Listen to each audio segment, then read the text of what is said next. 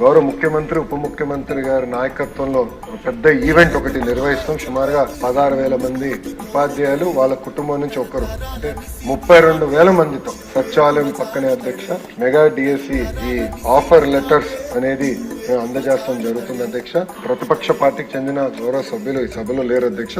But వాళ్ళకు కూడా GAD ద్వారా పులివెందుల ఎమ్మెల్యే గారు కూడా జిఏడి ద్వారా ఆహ్వానం పంపించడం జరిగింది అధ్యక్ష. మీ ద్వారా వాళ్ళని ఆ కార్యక్రమంలో పాల్గొనాలని ఈ సభాముఖంగా వాళ్ళని కూడా నేను కోరుతున్నాను అధ్యక్ష.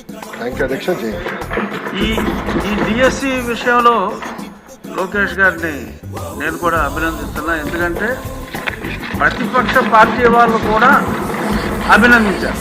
ప్రతిపక్ష పార్టీ వాళ్ళు కూడా ఎక్కడ చిన్న ఆ సెలక్షన్ ప్రాసెస్లో అప్రిసియేషనే తప్ప కామెంట్ చేయాలన్నా కామెంట్ చేయలేని విధంగా జరిగిందని చెప్పి నాకు వేరే వాళ్ళు కూడా